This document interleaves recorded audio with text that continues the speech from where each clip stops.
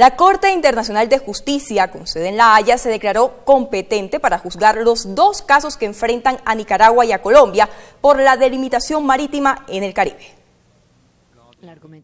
Para el primer caso que enfrenta a los países, una demanda que Nicaragua interpuso contra Colombia por una supuesta violación de las zonas marítimas nicaragüenses, las cuales fueron delimitadas por la misma CIJ en una sentencia el 19 de noviembre de 2012, la Corte se declaró competente y procederá a juzgar el asunto. En su solicitud, Nicaragua expone en sus términos el objeto del diferendo que le presenta la Corte. Y cito, el diferendo tiene que ver sobre violaciones de derechos soberanos y de espacios marítimos de Nicaragua que le fueron reconocidos por parte de la Corte en la decisión del 19 de noviembre de 2012, así como la amenaza de Colombia de recurrir a la fuerza para cometer sus violaciones. Fin de la cita. Este proceso durará aproximadamente año y medio y servirá para definir si Colombia incurrió en violaciones de las zonas marítimas pertenecientes a Nicaragua y, en caso tal, la reparación que deba llevarse a cabo.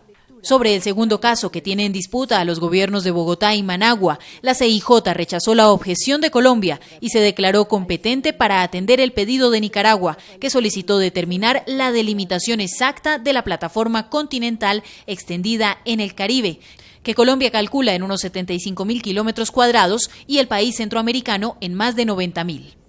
A continuación, en El Tiempo Televisión les presentamos cuáles son las diferentes consecuencias que trae la determinación de este alto tribunal de tener jurisdicción en la disputa entre Nicaragua y Colombia. Durante el periodo de un año. Después de que la Corte Internacional de Justicia se declarara competente para estudiar demandas de Nicaragua contra Colombia, el paso siguiente es que el país centroamericano le pedirá al Tribunal Internacional trazar una línea de frontera marítima entre los dos países, más allá de los límites establecidos en el fallo del 19 de noviembre del 2012, es decir, más allá de las 200 millas náuticas contadas desde la línea de base de la costa nicaragüense. Asimismo, el gobierno de Daniel Ortega busca que La Haya exija a Colombia cumplir la sentencia del año 2012, mediante la cual se le otorgaron derechos sobre las aguas del Caribe cerca a las islas de San Andrés. Esto quiere decir que si la Corte favorece a Nicaragua en este aspecto, este país centroamericano podría navegar, pescar, investigar, perseguir el crimen y explorar petróleo, gas y otros recursos naturales no vivos de gran valor en su nueva plataforma continental. En el fallo del 19 de noviembre del 2012, la Corte decidió que las islas del archipiélago son todas colombianas.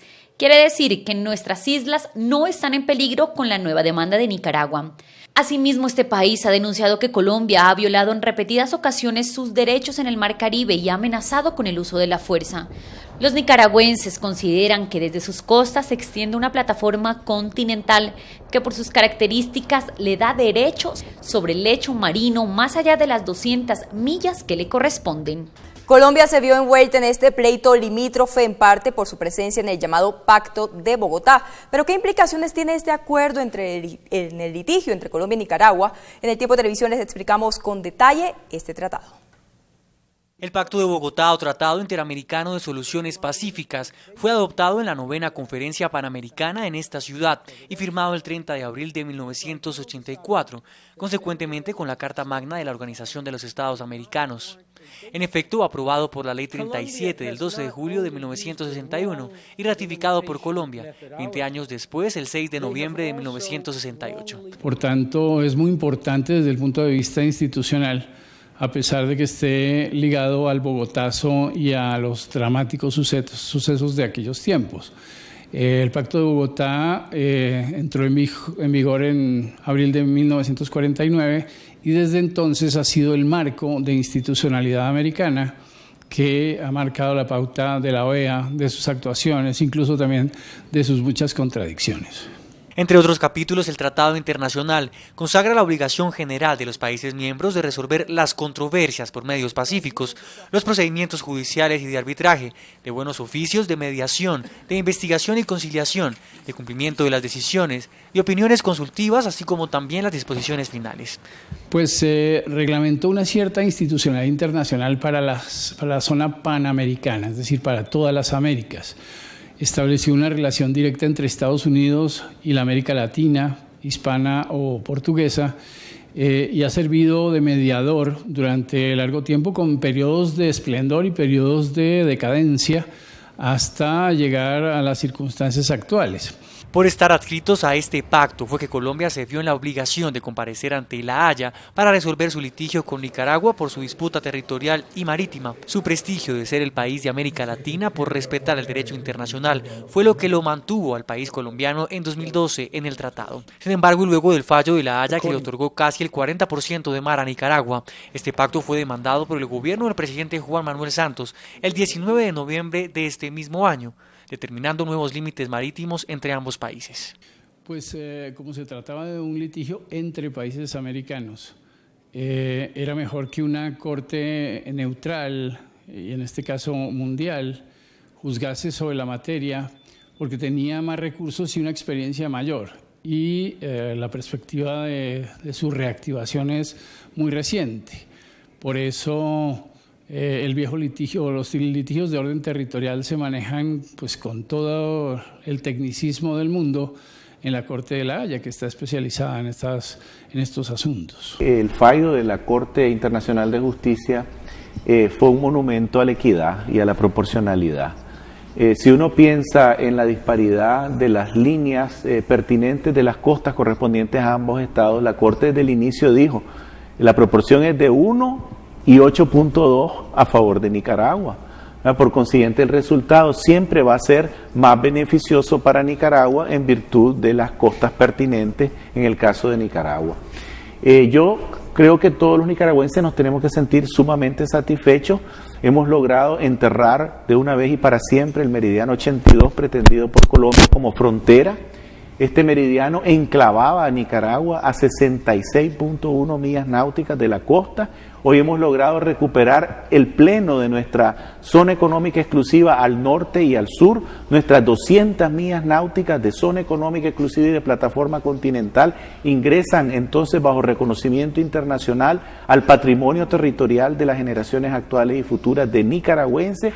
Y creo que también hay que destacarlo, pues se establecen ya las jurisdicciones definitivas de Colombia y de Nicaragua en la zona, lo que yo espero pueda permitirle a estos dos países hermanos latinoamericanos emprender una nueva etapa en sus relaciones bilaterales orientadas a la profundización de los procesos de integración como países mesoamericanos que son y el vínculo entre el sistema de la integración centroamericana y Colombia. La reacción de Managua al fallo fue la siguiente. El gobierno de Nicaragua reafirmó mediante nota de prensa su compromiso con el Estado de Derecho a nivel internacional y la solución pacífica de las controversias entre los estados. La afirmación tiene lugar a propósito después que la Corte Internacional de Justicia, CIJ, se declarara competente para conocer los dos casos presentados por Nicaragua contra Colombia, que actualmente ventilan ante el principal órgano judicial de Naciones Unidas. Nicaragua desea hacer notar que nuestro recurso al más alto Tribunal de Justicia, y la reiterada presencia del país ante el mismo desde 1984, es una muestra palpable de ese compromiso, reza el comunicado. El gobierno del país centroamericano recuerda que su proceder ante la justicia internacional se ha caracterizado por el inquebrantable cumplimiento de todos y cada uno de los fallos en los que ha sido parte. Por tal razón Nicaragua siempre espera reciprocidad de los demás estados partes en una controversia que ha sido sometida a decisión de la CIJ,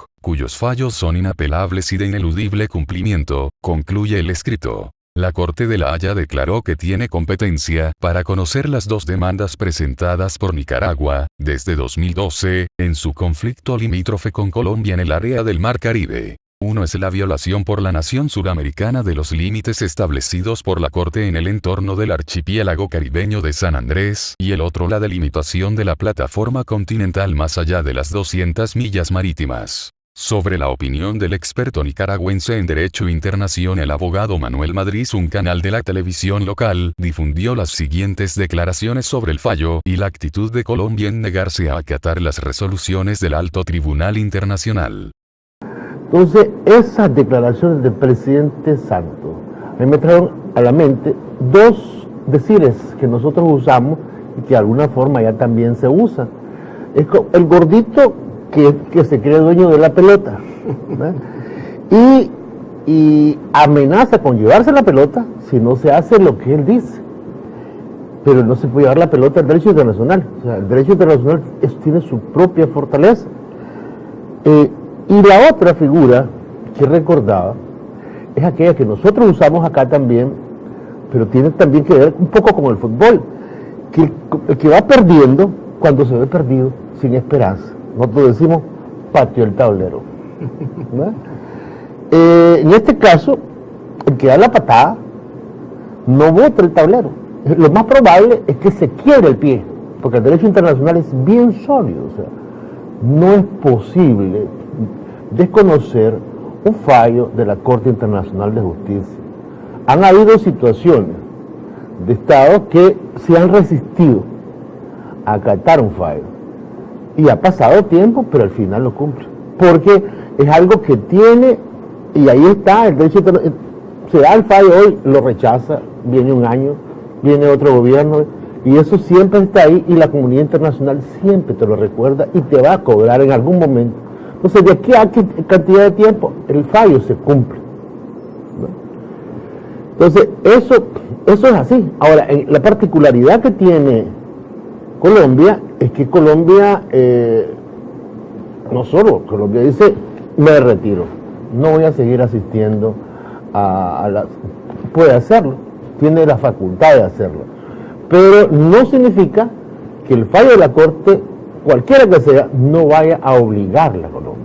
La obliga exactamente igual aquí a que si estuviera. O sea, el derecho internacional prevé eso. Si usted no quiere alegar y defenderse, pues aquí tiene su espacio. No quiere.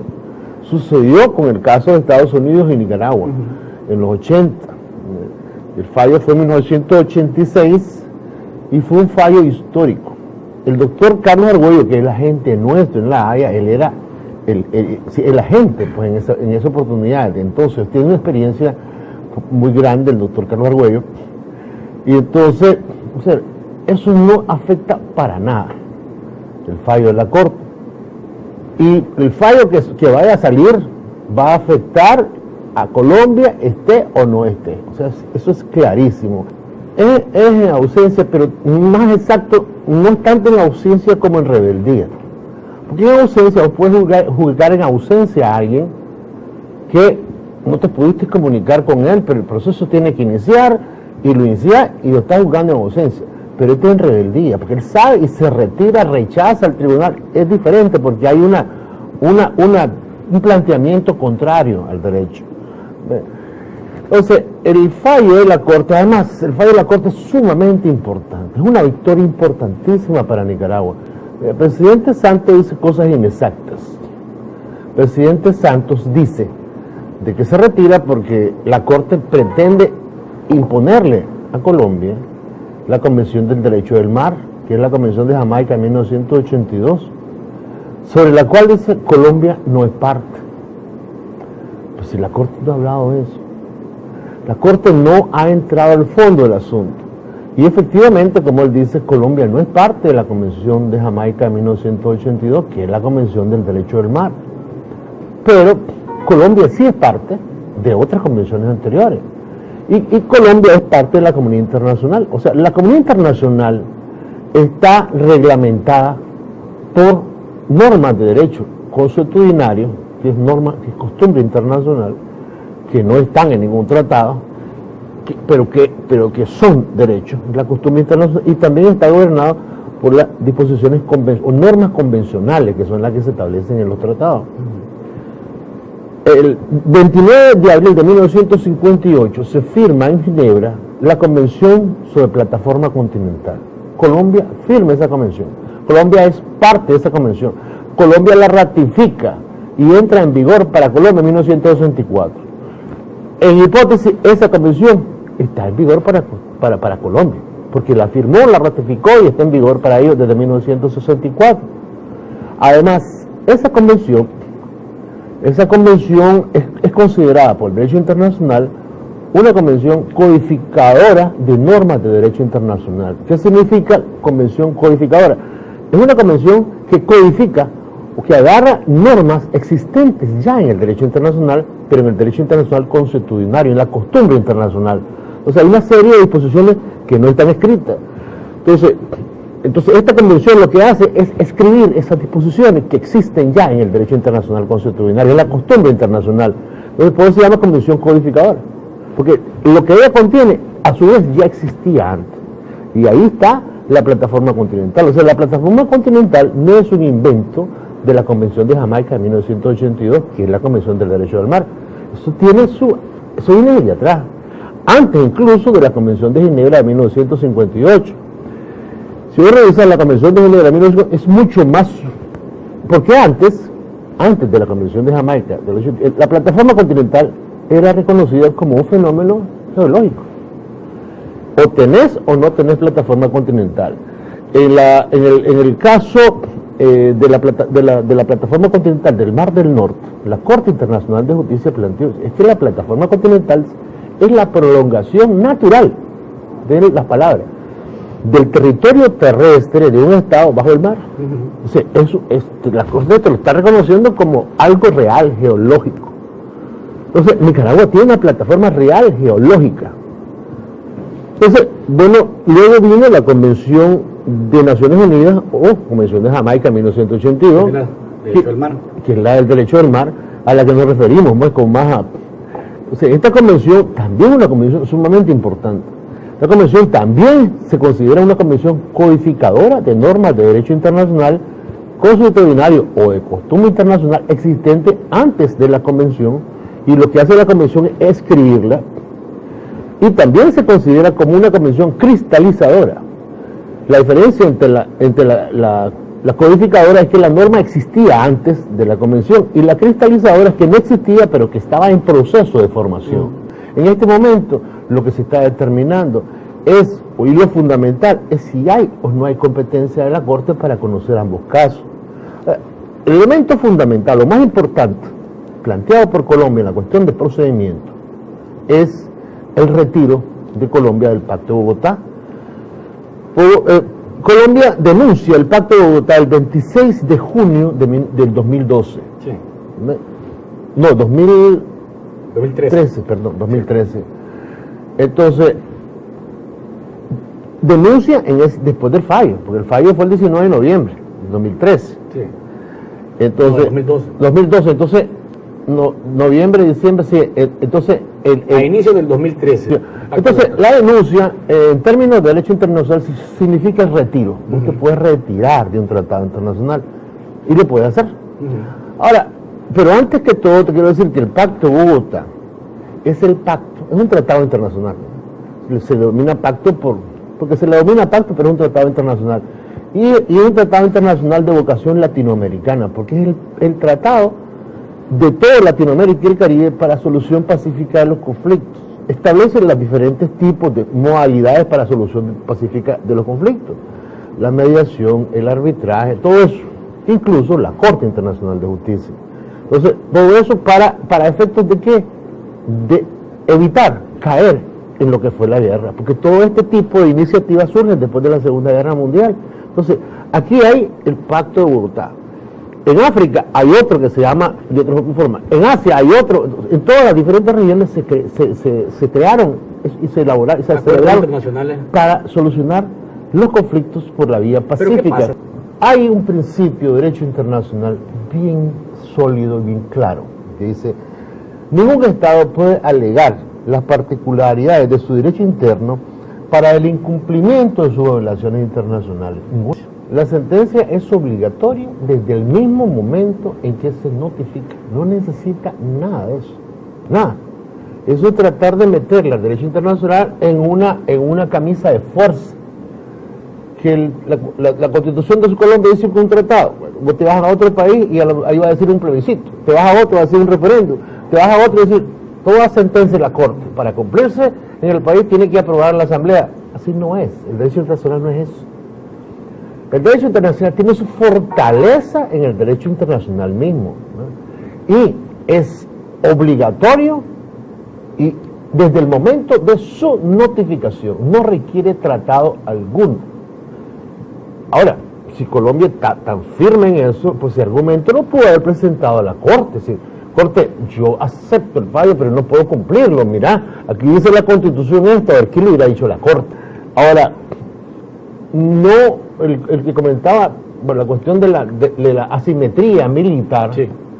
Nicaragua no opta, y está solucionando sus diferencias en el marco del derecho internacional.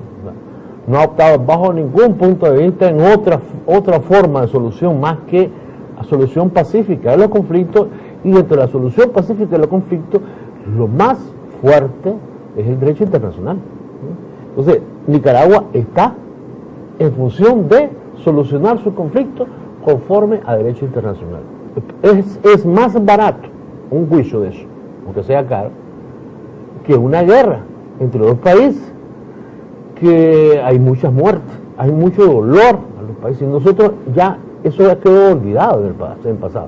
Nosotros vamos y estamos en el marco de un país que quiere resolver su conflicto en el marco del derecho internacional, y esa es la ruta que se planteó. Nicaragua ha querido negociar con Colombia hace mucho tiempo, y Colombia se ha negado. Se ha negado y no ha querido. Yo recuerdo de muchos años, yo cuando estuve de cónsul en Colombia, yo recuerdo que llegó y que habían cosas, pero que estaba el presidente Samper de presidente en esa época, y fue desestimado totalmente, en la época de Doña Violeta. No quisieron hablar del tema, no entramos en ese tema. Lo que sucede es que Colombia en realidad no tiene fundamento en el derecho. O sea, la posición de Colombia en el Caribe no tiene fundamento en el derecho. Ese tema del Caribe, en mi apreciación, es un tema que miraba la Cancillería colombiana, era un tema que miraba el ejército colombiano.